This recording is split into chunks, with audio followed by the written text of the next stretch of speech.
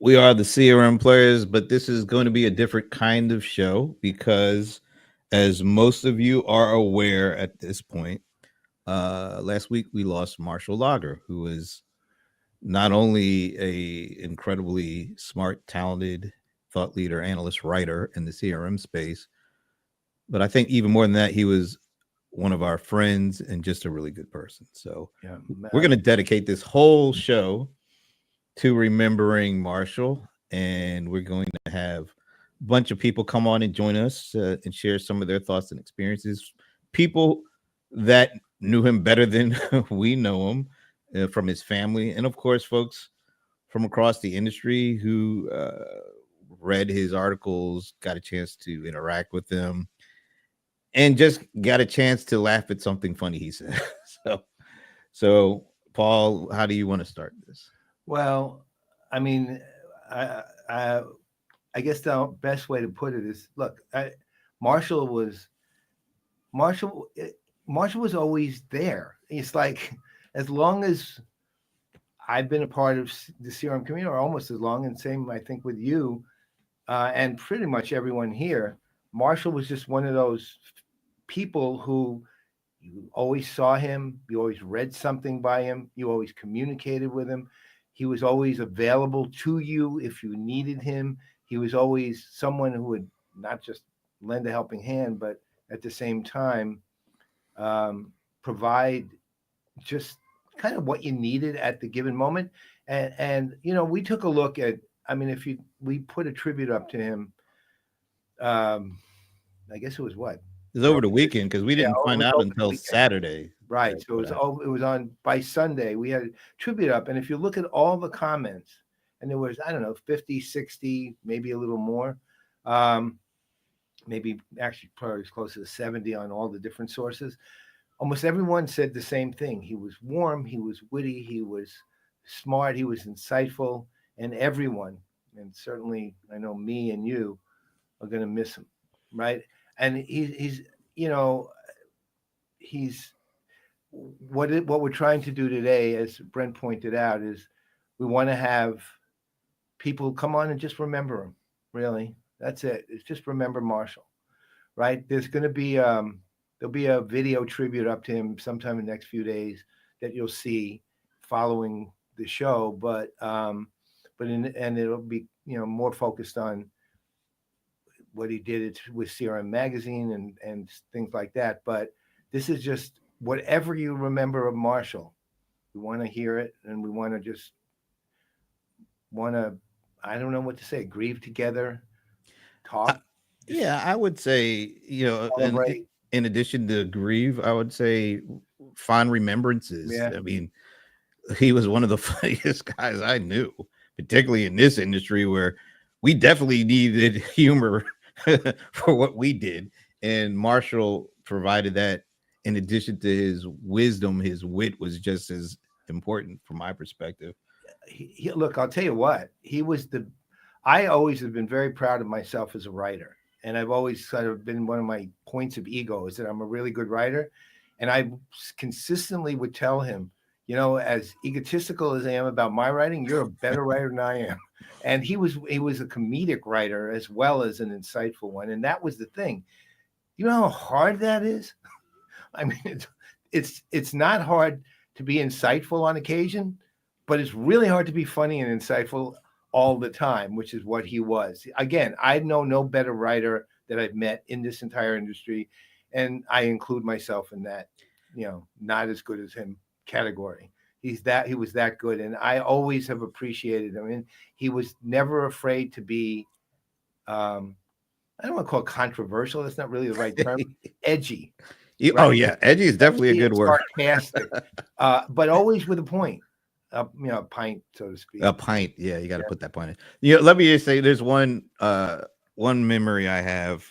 I don't necessarily know exactly the details to a T, but the essence of this is Marshall was speaking at, I think it was probably saying something at a Serum Evolution conference. And he said something that got everybody's attention, but not, I don't think in the way he meant it. And then he kind of said, not the right time to say this. And like the whole room just kind of broke up, And that was kind of him in a nutshell. He would say things that, like you said, sometimes they were maybe a little bit over the edge, but it was always meant in the right spirit, Oh, and everybody received it in the right spirit, even if it was a little bit over the edge. But the way he would be able to pull back was the funny part. He had humor, and then he had humor for when his humor didn't necessarily hit the mark he was expecting. Let's well, put it like that's that. the thing. He consistently underestimated how good he was. Really, I mean, he really did that, but we didn't. Right, No, that was the thing. None of the people who knew him ever underestimated him because we knew how good the guy really was. I mean, I remember I had this conversation with him once. We were actually it was a CRM Evolution also, and then I think of it, and we were just kind of sitting around and jawing a little bit and kind of complaining, really. And he looked at me at one point, and he said, he just went like this. He went, "Wait, we need to stop before we fall." Right. And that was literally all he said. And what? it was like the way he said it, we need to stop before we fall. And we were both standing, which was what was funny. And I took it literally for a second, and I started looking around, and I realized all he was saying, wait a minute, we're starting to go spiral here. And it was just stop me. We stopped. And that was that. And we went back and started getting more characteristically jokey, I guess is more like it. I like that. Characteristically jokey. Yeah. I kind of like that. All right. So uh we're gonna have some folks that knew him better than any of us join us in a few. His cousins, two of his cousins are going to join us, and I see them both in the green room, so it's really nice to see them there. But before we bring them out, since you talked about some of his writing, I know you're putting together like a longer video tribute that really focuses on some of the writings. Well, what do you think is a good time to play this little short clip? Yeah. You want to set it up? Yeah. So Marshall wrote Pint of View since 2005, and I managed to go through probably roughly 30 of them. That's And a lot of pints, by the way. You've been yeah, well, if I was taking a shot for everything I was reading, I was in trouble, right? So this one I thought was one of his earliest columns. I mean, it goes way back, right, to 2005, and he did it for 13 years, right? Goes way back to 2005, and I thought it represented Marshall at every possible level. So I'll leave it at that. All right, here it is. I've known Marshall, or I knew Marshall a long time. I've known him 20 some odd years. I met him when he was writing Pint of View, one of the best columns ever to come out of the CRM, CX, in fact, the technology world. And Marshall was one of the best writers the technology world has ever seen. I put together a remembrance of Marshall through his columns. He started writing, I think, in Pint of View back in 2005. And this was one of the earlier columns he wrote. In this column, you actually see the essence of Marshall in some of the part of what I've highlighted here. I'm going to read you a little of it here. Why was a nice Jewish guy doing an article on Christmas, you may ask? Well, Mom, it's all a question of marketing. For one thing, Santa Claus has a lot of it. The Mistletoe Industrial Complex mobilizes for maximum coverage around Labor Day every year, and I can't go up against that. I mean, Santa has had decades of endorsements from Coca-Cola. Coca-Cola, that's power. For another thing, I can't ignore the reality that Christmas is the second biggest holiday in the United States after the Super Bowl. Last, nobody wants to hear about 8 days of dreidels and packages of underwear.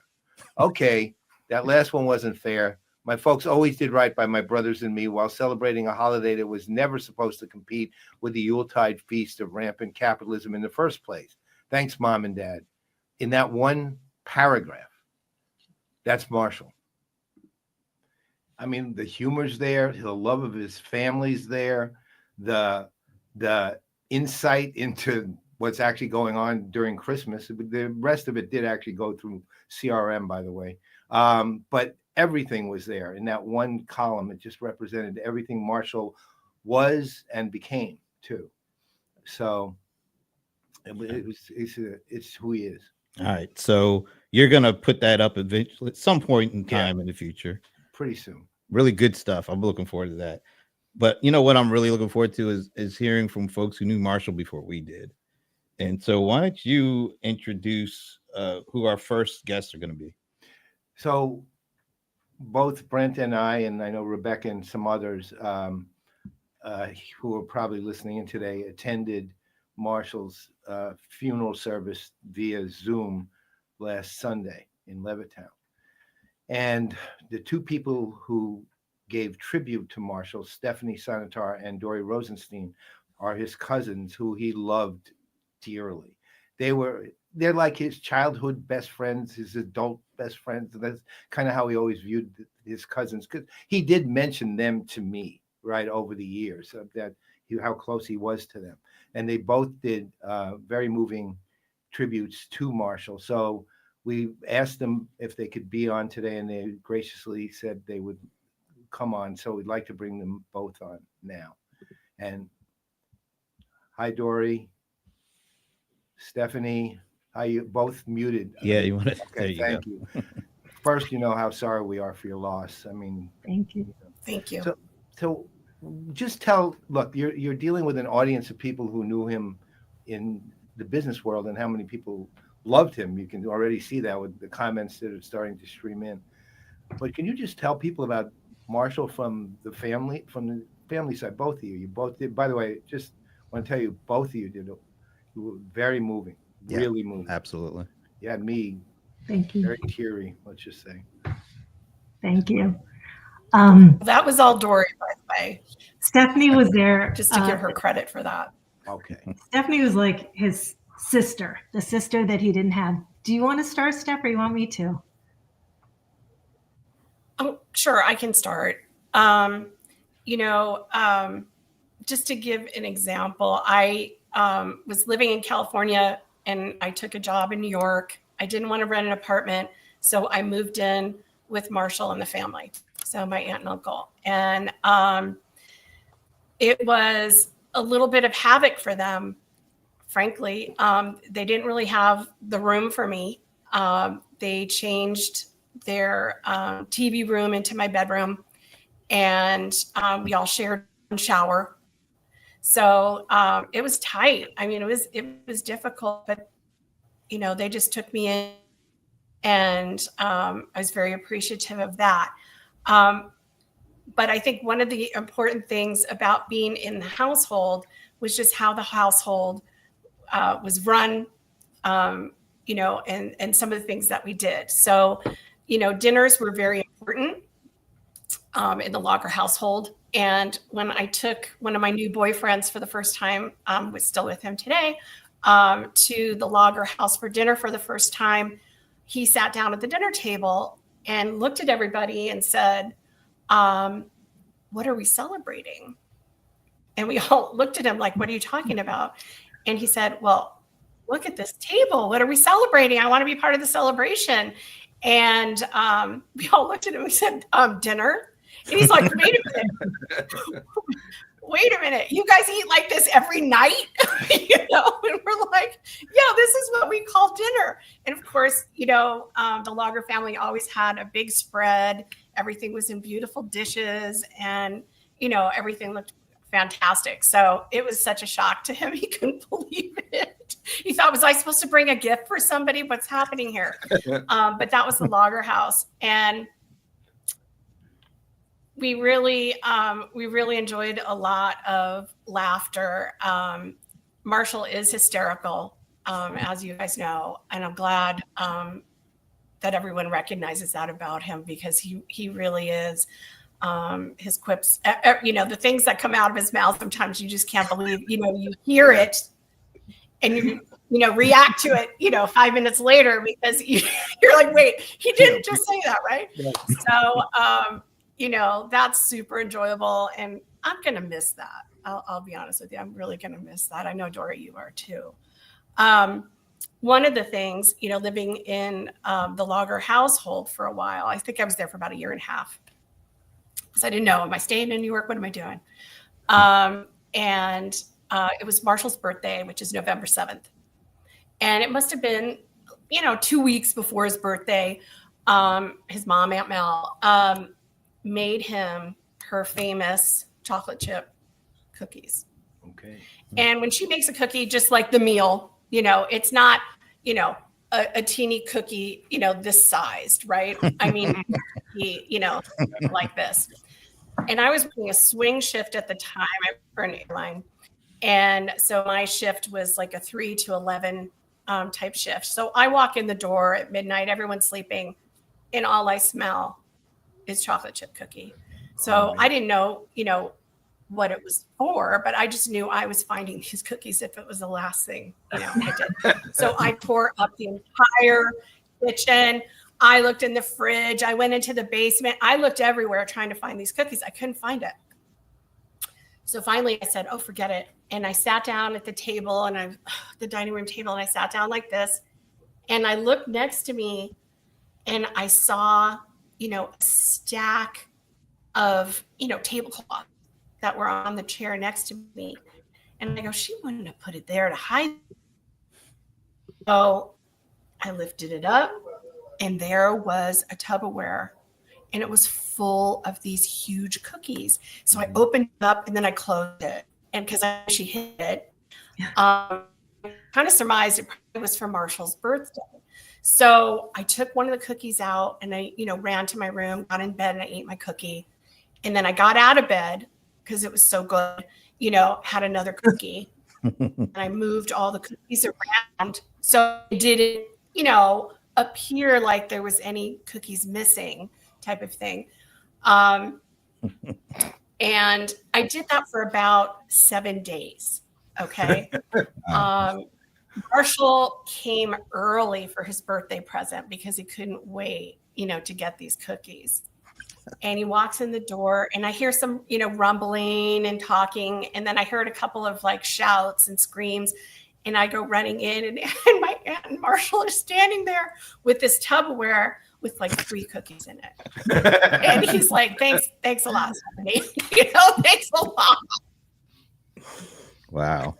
And then, teased everybody. My aunt for making them so early, teased me for trying to hide how they looked, make it look like they were less stolen. But it was, antics like that I really enjoyed when I was staying there, and so appreciative of their generosity. Yeah. Dory, what about you? I think I see some stories. First of all, you CRM Playaz, you're a special bunch. He was very lucky to be part of this friendship / colleague. He's lucky. We would say we were lucky that he was a part of it. Yeah, I'm sure he would. Of course he would. Yes. I'm his first cousin. His mother and my father are siblings. And my 2 favorite memories, these won't be new to Paul and Brent, but Marshall was 2 years younger than me. And we were driving in the car. Our parents were up front driving. We're in the back with a bunch of us cousins. Marshall was 3.5, and he was just like talking to himself. And we were all just kind of looking at him like, what is he saying? And it turns out he was reading every billboard that we passed. I mean, he completely showed up his older cousins, and we pretty much knew where we stood from then on. He was the brain. He was the brain of the family. And he was so much like his father, warm, just soft-spoken, big personality, and good people. Showed up to every family event, never missed a mitzvah, never missed a holiday, even when things were, he had a tough life. He had ups and downs, and he always showed up. And with that blue twinkle, that blue-eyed twinkle and the contented smile, and his personality was just, he always brought that. I don't know if you all know, his father, Harold, died in 2006. One of his older brothers, Owen, died 2 years later. And then his mother, an amazing cook, and Marshall was sous chef and a good cook. And his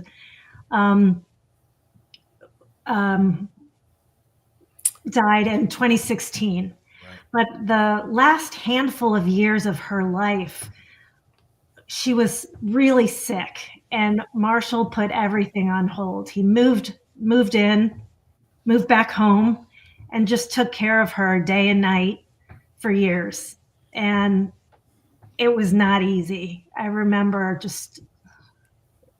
those were hard years for him. And then when she passed on, he was able to start his life, moved to Chicago, loved it. Always missed the Northeast and his friends, but enjoyed Chicago. And what else? Just the intelligence, the wit, the sass, irreverence, humor. I think you saw it all.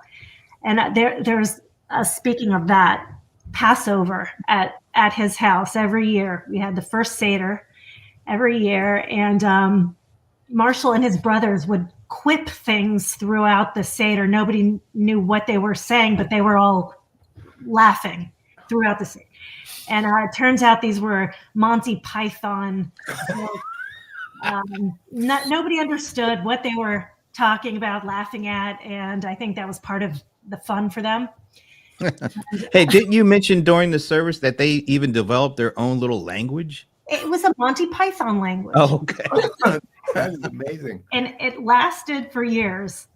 The fact that they could master a Monty Python language is astonishing. Yeah. Right. Well, let me ask you guys this: where did he get that sarcastic sense of humor? Where did that come from? Steph, I think his dad. Yeah, I'd have to say yes. Yeah, Uncle Harold. Yeah. That quiet, like quips, off to the side, things that would have you rolling. Oh, he was hilarious, actually. I mean, that was the thing. I remember Marshall would just drop things. I guess to your same point, we'd be at conferences with him a lot, events and conferences a lot. And we'd be, he'd be standing and talking with a bunch of people. And then he would just like drop something in the middle of it, right? And it would be hilarious. It would just happen too. It wasn't like it was necessarily even what we were talking about. It didn't even matter really. But everybody just would crack up. And it happened a lot. Yeah, I'd say like over the years. Listen, I figure if I've known him 20 years, it probably happened about 400 times, right? So he had comedic delivery. I will give him that. God, it was perfect. Good timing. On point. But again, his writing was like that too. Did you get a chance to see any of his writing ever? A little bit, and it is such a treat to get to see this side of his life, because not really did I get to see it. You guys, I would highly recommend that you just type in Pint of View and go look at what he wrote. It's incredible. Even to this day, it's incredible. Yeah. He was an incredible guy. So did you guys, this might sound really peculiar, but did you guys go to his bar mitzvah? Yeah. What was that like?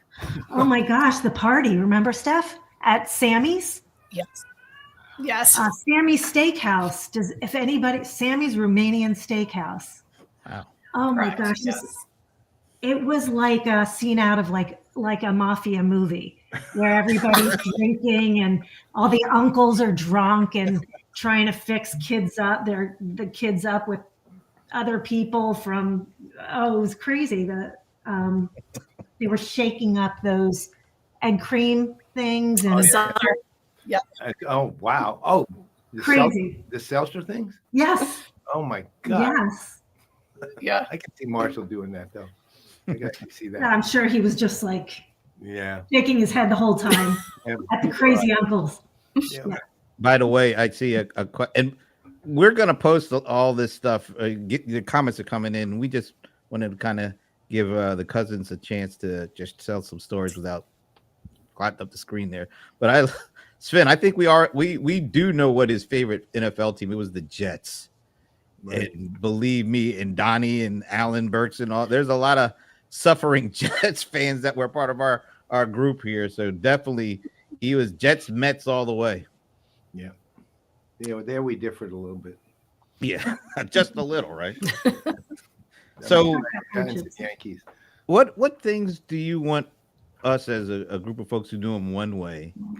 What are some of the things that maybe we didn't know about him that you guys think is important for us to know?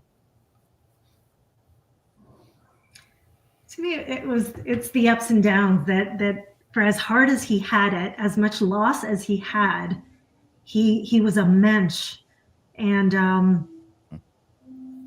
had a good attitude, even though he would quip like he didn't. You know what I'm talking about, the irreverence. But just, I honestly personally can't think of anything that you guys aren't. You got it. The warmth, the humor, the sass. Steph. Yeah, he was loved by a lot of people. Yeah. It's really nice to see.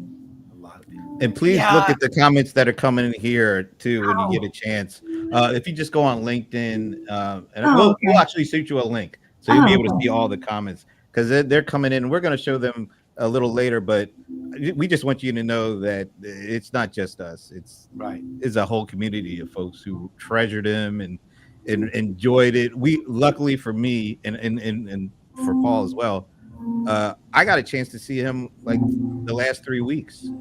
And he came to our event about late January in Atlanta. So he did get an opportunity to see a lot of the folks that really appreciate him. And I think that's one of the comforting things, at least for me, is I did get a chance to see him and say hello and laugh a little bit over the last couple of weeks, face to face. So, and I just want to say for our family to have heard from you and to hear the words that you wrote, Paul, it was priceless. It was really important. And thank you. Well, I will tell you one thing. He was like my little brother. He really was. Like a younger brother. Wow. He was a wonderful person. What can I say? even though he was a Mets fan. Right. Yeah. You Told you hardships. Yeah. You live with those things. You know, when it's family, you live with those things. Right. Thank you, guys. Dory and Stephanie, yeah, thank you for joining us and Thank you. and sharing a part of Marshall that we really weren't privy to. It's great, and we really thoughts and prayers and condolences. Yes. Likewise. Thank you. Thank you. All right. Yeah, there's a hug. Yeah. Thank you so much. Wow. Okay. And there are a lot of comments coming in, by the way. We're gonna try to get to post them all if we can. But we do have some folks that are joining us on the show to spend a few minutes just sharing some of their thoughts and experiences and reflections on Marshall. And let's see, we have a couple of folks already. Do you want maybe before we bring them on? Do you want me to read David Myron's? Yeah, if you want to do that, go ahead. Yeah. All right. So David Myron asked me to read something on his behalf. For those of you who don't know, David Myron was the editor-in-chief of CRM Magazine for years, and was Marshall's actual employer for years. But they were also very close friends.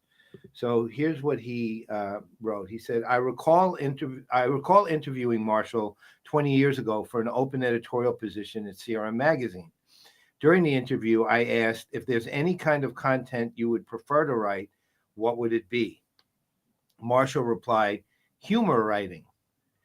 After Marshall joined the team, the editors and I quickly realized how funny and witty he was. So I asked Marshall if he was serious about writing a humor column. He was, and A Pint of View was born. The whole idea behind this Pint of View column was that it should be a lighthearted look at all things CRM. We wanted it to be relaxed and funny, almost like having a drink with Marshall as he muses and jokes about CRM-related topics, and he really delivered. Not only was Marshall a great writer, he was a great comedic writer, and we were so fortunate to be able to laugh along with him. If there's one thing I'd like to remember about Marshall, is that we should never lose sight of the lighter side of life, and we should always strive to keep happiness and humor in our hearts. And that's from David. And David knew him from his days at CRM Magazine. And every day was working with Marshall too. They were very close. They were a really good team. Him and you throw Josh Weinberger in there too. And it was, back in the day, CRM Magazine had a powerhouse of folks that were there, and some of the best, really. Yeah. All right. And I know we might have a few of those folks that are currently still at CRM Magazine to join us at some point. But in the meantime, Rebecca and John Reed. All right, guys. Thanks for joining us. And just share away. When you think of Marshall, what first comes to mind? What is the airspeed velocity of an unladen swallow? Whoa. An unladen swallow? I have no clue. So I remember the first time I met Marshall was probably about 20 years ago at Carnegie Hall at one of those Salesforce benefit concerts. Remember when they did those? And it was the first time, this was like pre-Zoom era. So it was the first time I had met him in person. And we started chatting. We were talking, of course, CRM stuff. And then he delivered one of those Marshall zingers, and he had that little twinkle in his eye. And I was like, that's really what he just said. And I don't remember exactly what the words were. But the thing was, he always had that twinkle because there was always one coming. Roy Hammer. Yeah, Marshall, he wasn't afflicted with this disease of punditry that so many of us have, including myself, and that really allowed him to just be an exceptional listener. And I got really mad at myself because I saw him at Zoho, and I'm still upset that I was in the middle of a conversation with him and I got pulled into something. And I remember thinking in the back of my mind, Marshall, I'll see you next time and we'll pick that up, because he was always good for it, Mm-hmm. And now there isn't going to be that next time. And I'm upset about that. And I'm mad at myself. But he was just this kind of guy that when he was in the fabric of things, when you lose people like that, you lose something that connects everyone. And you feel that hole, and it's just not an easy thing to fix. But at the same time, you also have these memories rushing in, because the degree of the loss is proportional to the degree of the joy and the fun that you had with this exceptional person. And we should not forget that he picked his moments and he knew his shit. Yeah. And just because he was a great listener, and by the way, I think we could all learn from him there, like he knew how to pick his spots too. And I was just going through an older CRM Convos, because I like to crash that show, and the hosts have been great. My thoughts go out to them right now as well. And I was fortunate to be on with Ralph a couple days ago for a little while. But, I went through an old transcript because I wanted to relive, because I have some of the recordings. I want to relive like Marshall's zingers. And, we were talking about personalization or whatever. And we'd gotten about 20 minutes in, and he'd been a little quiet. And then he chimes in with his usual Marshallisms and kind of reframes the whole thing, like just kind of bringing up like all his experience and how, Thomas and I are fussing over these buzzwords. And it's like, guys, this isn't new. I've been dealing with this for 20 years. 20 years ago, we were talking about how creepy companies are with their marketing and like, providing this whole context to the conversation. And you're like, yeah, I like how you roll. Like you pick your moment and you get heard, and you do it with wit. And, the family wanted us to laugh, and I think the laughter is good. But I would also argue that part of that desire to like have that moment of laughter is to have that moment of connection with each other. And so, Marshall, I'm sorry we didn't finish this conversation, but you're in my thoughts, and together today we can experience that connection that you brought to all of us. Well, it's funny. The thing about him was he was always original too, which is because look, kind of to your point, all of us, we just throw the buzzwords around nonstop. But like when he was writing A Pint of View, it's one of the things I came across is every month when he would write a column, he would change his title. So, for example, we had this thing where he was writing about CRM in hospitals, and he would call himself the chief traumatized officer, right? And then he had another one where he was writing about bad customer service. So he became the chief for the month of April, right? So it was April's chief disservice officer. I mean, it was like he had different titles for all these things. Chief parody officer at one point. I mean, it was like every time there were little things, but they were all absolutely, when you come up with like it's very original, very concentrated thing. And So creative. pretty much the entirety of what the whole an article is going to be about just by looking at his title that month. And it was always like that with him. I mean, that was the uniqueness of him, his voice. He knew his voice. Well, he knew his voice apparently at 3.5 years old when he was reading billboards, right? So, which is astounding, really. I mean, and, the thing I always find just that blew me away, and I'm honestly still in complete shock over this, was he was always he was always there, right? I mean, it's not like he went to every single conference we went to, but he was at a lot of them. And to your point, John, there was always going to be a next time, and you always knew you'd see him. And again, part of the fabric. But then all of a sudden he's not, and I don't even know what to make of that, to be honest. I think I'll still expect him to be there next time. So I don't know, but that originality was just, it was again, I'll reiterate what I said earlier. He's the best writer I've ever seen in the tech industry. He was the best, and we're all good writers. Don't get me wrong, but he was the most focused, funny, cogent writer I've seen. Wow. Yeah, that's luckily I think both, Rebecca, John, and myself, we did get to see him the week before all this happened at Zoho Day. And I know, John, you wish you had spent more time, but I'm just thankful that we did have a little time face to face, because you just never know. And I look back and I just enjoy everything. I saw this one comment from Susie that just kind of made me laugh, because Susie, if you are around and you want to come on and tell the story, CRM Evolution, there's a lot of CRM Evolution stories, because that was one of the annual events we could go and not be crushed with agendas from vendors. We could actually spend a lot of time together and have fun. And Susie and Marshall and Ed, what's Ed's last name? He was like the guy that had the TV show for the 50s, Ed Sullivan. Ed, remember Ed Sullivan from Radiant 6?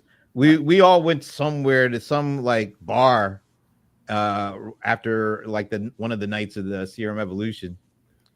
I don't know exactly how this all came about, but there was some drinking involved. It might have been some heavily drinking involved. And somehow Marshall ended up dancing on a tabletop in this bar. That one I don't see.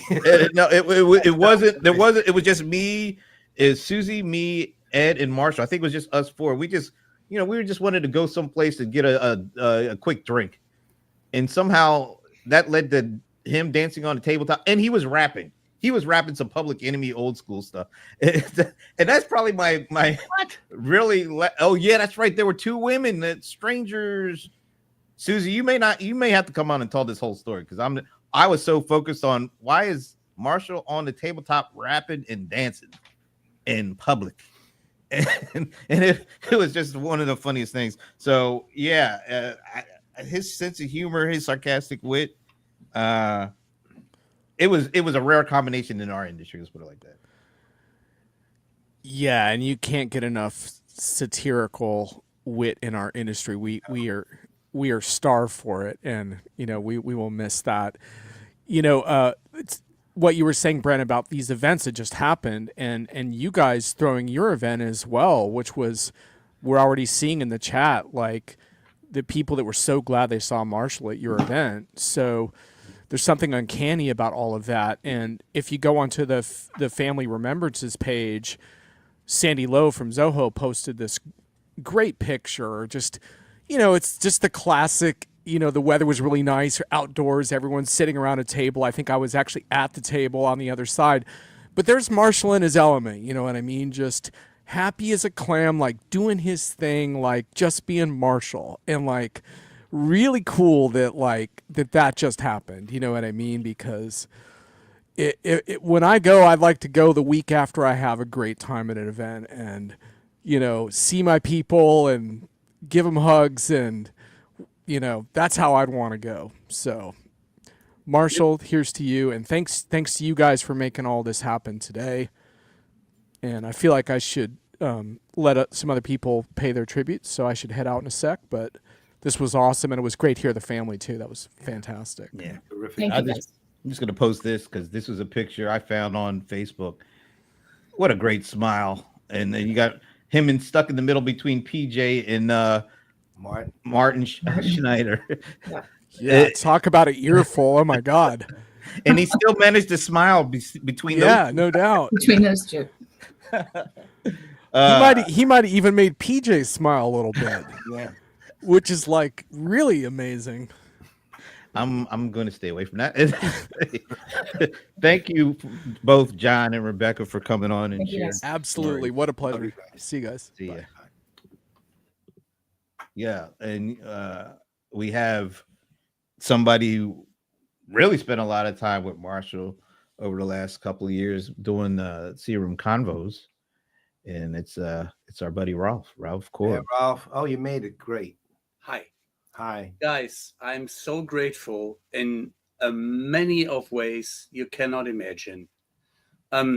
First, I would like to thank everybody who was already showing his gratitude and his feelings. And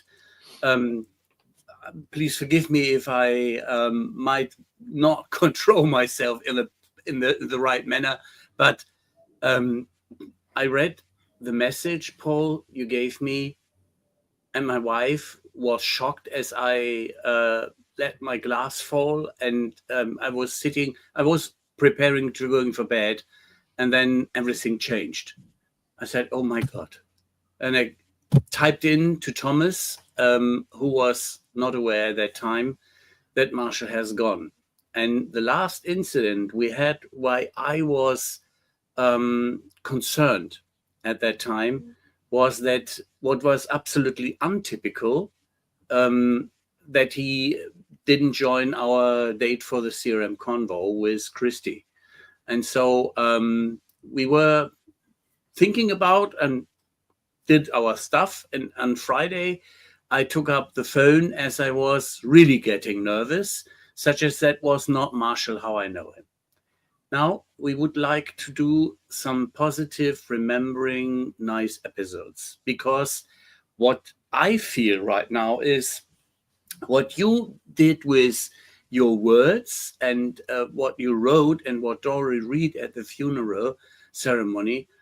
Wow. That was something which went directly to my heart, and thanks for that one. And what made Marshall special for me is that he took over the role in being in the background. He was not the person to jump on the stage or do table dance. That was not the typical Marshall I know. Marshall was the shy background listener, observer, and then shaboom, that was it. Out of the right corner, jumping to the left with 2-3 words. That's interesting. I never thought about that. Isn't that not smart to do so? Or you could say it's stupid to do it like that. And you just had to digest what just was been or mentioned, and then, oh, wow, yeah. And Thomas put it that way. If Marshall starts talking, you better listen, because there is something coming around the corner. Yeah. And this was the extra smiles. These were, as others have already written and described, the twinkle in the eye, that very special thing, yeah, which was the moment And then he stepped back again and waited for the next opportunity to say not something which was never ever was something obsolete. It was always on spot, it was marvelous. Yeah. Sorry. And that was what made it so very special. And I just was fortunate to, by the introduction of Thomas, to know him better. And I have read in my old days in the CRM community, this destination CRM and the magazines. And then I realized, that is that guy with that. And it came like, oh, déjà vu. Yeah. Ooh. And now that we had these 2.5 years roundabout where we had regularly our meetings, it was something very special. And unfortunately, I had only one chance with you together, at least Brent, in London, to have him on the Sugar Summit. And I had the opportunity then to have dinner with him. And we talked a lot about private stuff. And so I knew that he is really a family person. Yeah. And I'm a bit shy to say so, but what makes it so special with you is that it feels like he's in the room again. From one corner, smiling at us, having a good laugh, and enjoying what we are doing here in his honorable memory. Hope so. I hope I believe that he's getting a sense of how he was missed and how he was thought of and loved by what's going on here. So, Ralph, thanks for joining us. I know it's late over where you are, but we definitely appreciate you coming on and sharing your thoughts about Marshall. That is the least what I could do, friends. The least. Big hugs, sir. All right. Take care, man. All right. Now I saw Lynn Klee from CRM Magazine. He's been kind of coming in and out. I don't know if there's some sort of a technical issue going on his end, but I'll keep on the lookout. And if he comes in again, we'll see if we can get him on real quick. Okay. Because he does kind of represent where we really initially got to know him, which is through CRM Magazine. Yeah. So we would love to have Lynn and Bob Fernickies. Remember I was saying it wrong? Fernickies. Is it Fernickies? No. I thought it's Fernickies. It is Fernickies. Okay, so you're gonna get me saying it wrong again. No, I said you say Fernickies. Oh yeah, I used to say Lynn Kyle. I think Kyle. I was dyslexic for some reason on his last name. Yeah. But if Lynn and or Bob do show up, we'd love to hear from them as well, because literally that's where it started for me knowing Marshall was through CRM Magazine. I mean, I remember when CRM Magazine was more of the paper magazine it was, back when it was producing on actual paper, right? And with the slick cover and everything, that first thing I'd do every time I'd open it would turn to the last page every single time. And that's no BS, man. I was like, I wanted to read Marshall's column first because, there he is. Okay, well, Bob, the link I sent is in the email I sent earlier. So just you get to that email, click on that link, and we'll bring you right in. And I would read him first because I knew look, it's funny because I did write as much as I did. The one thing I've always appreciated about Marshall was and it went to that CRM Santa thing, you heard his voice in his writing. His voice is right there. It's Marshall writing. You could literally have your eyes shut and it would be anonymous. And if you knew Marshall and somebody read that to you, Marshall wrote it. Yeah. It was that's how good it is. And you can't do Chat GPT, cannot do Marshall. No. A lot of things. By the way, it looks like Bob is able to join us. Hey, Bob. Hey guys. Sorry I'm a little late here. No, it's okay. Yeah, Marshall Lager. Yeah, what a great guy. It was all around,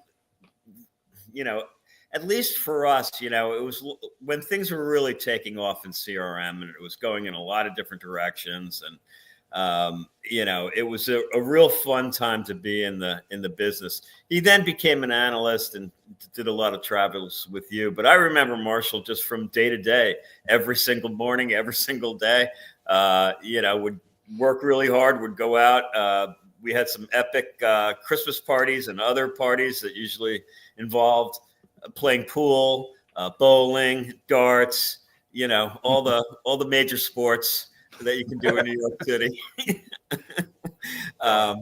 So yeah, he was just a really great guy. And of course, his point of view. The funniest story is I didn't know what his column was going to be called. And I looked at it and point of view, and I still can remember now when, point of view, Marshall Lager, I get it. I didn't know that from the get-go, okay?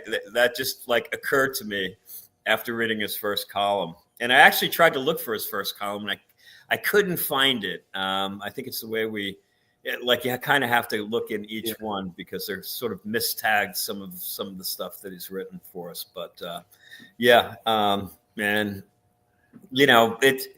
it helps to have a great crew, and Marshall was like a really good ingredient to any group of people.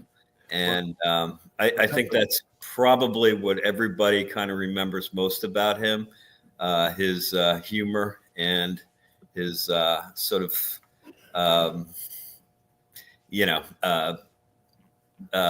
way of looking at things. It was a little bit back a little bit, Well, you had quite the crew then. It was you and Marshall and David and Josh were right. I remember right. I would occasionally manage to get to 35th, and I would drop in. That's when I think you were the one. Ginger Conlon before that, before David, right, even before David. Although I started coming. Well, while David was there, but yeah. By the time I started coming there, I think Ginger was already gone. I mean, I knew her, but she was already gone. But I would drop in the office, and it was always really, it was like a treat. It was before you would be sitting around and you'd be doing your work, but I'd interrupt it basically, and then you guys would just talk with me, and you always had that. There was the dynamic of like a friendship there. It was just there. Absolutely, I mean, you felt it in the office as soon as you walked in, and then of course I got introduced to Best Bagels down the block.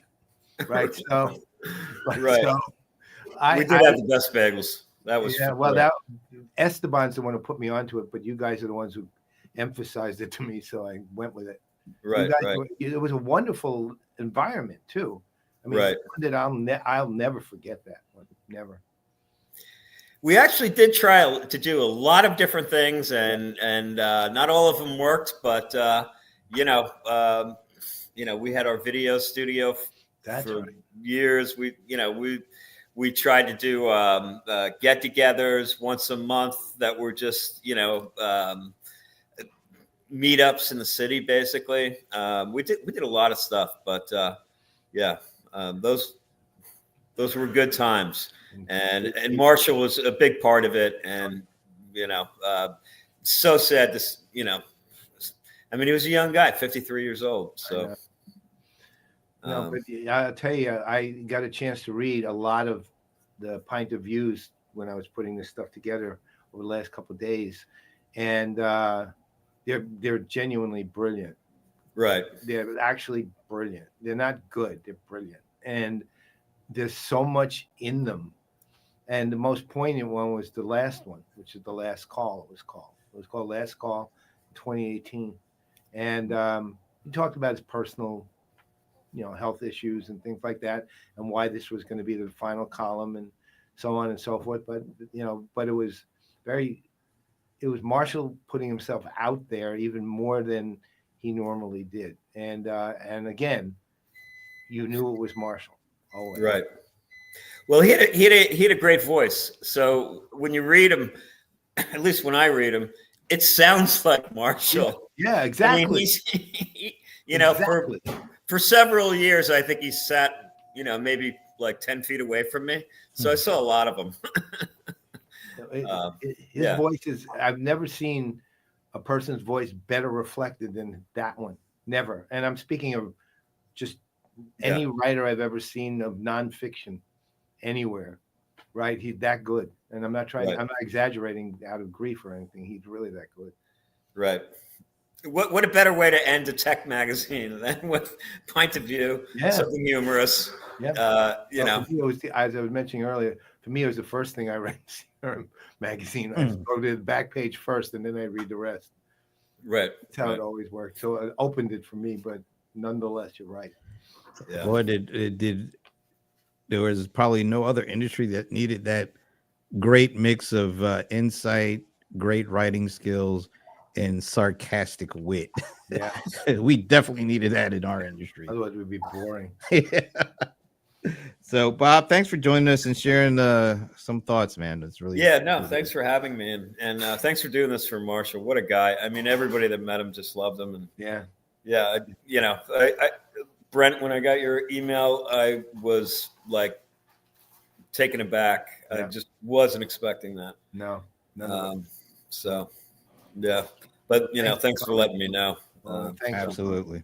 Yeah. And thanks for joining us for a few. Okay. All right. Thanks, guys. Okay. Take care, my friend. Yeah. I mean, I remember not even a week ago, it was for that Saturday morning. And just and I usually don't really pay attention to Facebook messages from people I don't know, but for some reason I did, and it was Dory, and that news, like everybody else, it definitely did knock me. It blew me away. God, and when you told me, I was like, I didn't even know what to think. I noticed a bunch of people thought it was fake. Did you? It just didn't seem real because last week we were playing putt golf with Marshall at Zoho Day. It just didn't feel like there's absolutely no way this could be the case. But no, well, you know what? We'll just find ways to keep his memory. Well, his memory will. The funny thing is, with a guy like him, with him, not a guy like him, with him, you don't have to do anything to keep his memory alive because it will stay alive. It's like the eternal flame of the Olympics. It's going to stay alive because of the legacy left and also the person he was, right? And he's not somebody one forgets. No, absolutely. And I think that was the one thing that really kind of made me feel a little bit sad sometimes when I thought of Marshall. I don't think he realized just how important he was, particularly to our industry. Not only the sarcasm, but his intellect and his insight in his writing. I don't think he truly knew just how important he was. But I think he's somewhere right now, wherever that is, and he's feeling all this stuff that's going on right now. I hope so. I mean, I will tell you, he always underestimated how important he was to the industry and to his friends. I think he knew a little more for his friends because we all loved him, and that was always made clear, and people really cared about him and put the time and effort. I know people who aren't here, like Sandy Lowe and others, spent a lot of time with them, just with him, having conversations of a personal nature, to make sure he was okay. And, people cared about him. They cared about they cared about him. I guess the best way to put it is they cared about his well-being in every way possible. Yeah. Right. And made the effort, not just abstractly cared, to try to ensure it as best as possible. Yeah. I think that's well said, and I think you can feel if wherever he is, he's feeling this and understanding he was important, he was intelligent. People did look to his words for knowledge and understanding and for a good laugh. Yeah. And I don't think there's anything wrong with that. Sometimes it feels like in our industry, You have to try to take yourself so seriously that you try to make every word that you say something that people are gonna like hang on. And Marshall wasn't like that, and I love that about him. Me too. He made it that you understood that he knew his stuff, but he also made it funny and entertaining. And there's something to be said about that in our industry, that too many folks take their words way too damn seriously. Yep. Marshall, you could learn a lot from Marshall and reading Point of View, because it's all in there for that. And I will tell you this, Marshall never thought that there were certain things he had to say in order to gain credibility in a region, in our industry. Never. He said what he had to say the way he wanted to say it. Mm-hmm. And it always had far more lasting impact than the people who say the things they think they need to say to be a leader or an expert or a standout of some kind. Marshall never saw the world that way. He said it himself in one of his Point of View columns, the one on philosophy of CRM, which I highly recommend. He said, I'm a philosopher. I love sharing wisdom, but I also think one must be, I have to, anyone who does must be humble about it. Yeah, well, and That's he it. was. Yeah, exactly. It was almost to a fault, but that was him. And I love what you said. He didn't worry about trying to impress anybody. He just said what he thought was necessary to say it in the way that he wanted to say it at the time that he wanted to say it. Yeah. Sometimes some people might have not understood it, but that's what made him him. He didn't care about all that other stuff. No. That's what I really appreciated about it. Yeah, So. me too. All right.